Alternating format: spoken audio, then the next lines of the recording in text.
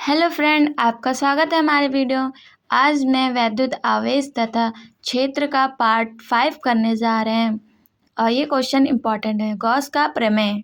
निर्वात में किसी बंद पृष्ठ से गुजरने वाला वैद्युत फ्लक्स पृष्ठ के भीतर उपस्थित नेट आवेश क्यू कूलाम का 1/ε0 गुना होता है। गॉस का प्रमेय बहुत बार पूछा जाता है। चलिए मास्टरमाइंड में भी आपको दिखा दे रही हूँ कि क्वेश्चन कितनी बार आया है। देख लीजिए, क्वेश्चन इतनी बार आ चुका है और आ भी सकता है आगे आपके भी बोर्ड में, तो इसको याद कर लेना। चलिए इसका आंसर एक बार मैं और पढ़ देती हूँ। गॉस का प्रमेय। निर्वात में किसी बंद पृष्ठ से गुजरने वाला वैद्युत फ्लक्स पृष्ठ के भीतर उपस्थित नेट आवेश क्यू कूलाम का 1/ε0 गुना होता है।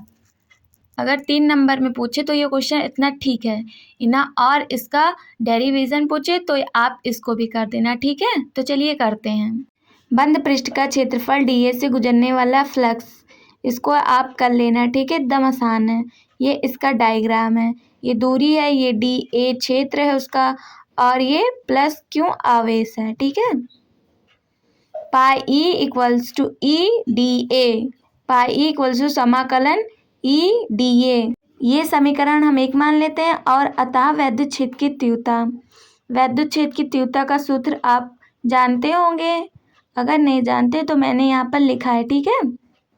अतः वैद्युत क्षेत्र की तीव्रता E इक्वल्स टू 1/4πε0 Q/r², और E का मान रखने पर, E का मान रखेंगे, ऊपर दिया गया है, E का मान रखेंगे। पाई E इक्वल्स टू 1/4πε0 Q/r², और E का मान समाकलन डी ए, और इसका मान क्या होता है मैंने नीचे बताया है। पाई डी ए का मान होता है कांस्टेंट 4πr², ठीक है।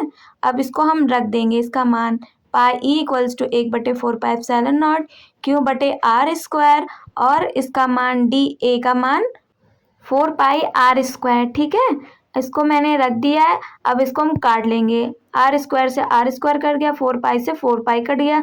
अब बचा क्या है, वही हमारा सूत्र हो जाएगा, ठीक है। तो पाई इक्वल्स टू Q/ε0 हमारा सूत्र हो जाएगा। यही गॉस के प्रमेय का सूत्र है। इसी के अकॉर्डिंग न्यूमेरिकल पूछे जाते हैं, तो आप इसको याद कर लेना, ठीक है। ये बहुत ही ज़्यादा इम्पॉर्टेंट है। ये यूपी बोर्ड में बहुत ही बार पूछा गया है, इसीलिए मैंने ये क्वेश्चन कराया है।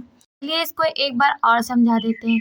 जैसे ये समीकरण 1 दिया गया है और अतः वैद्युत क्षेत्र की तीव्रता का सूत्र लिख के उसमें आंसर लिखना है 1/4πε0 Q/r²।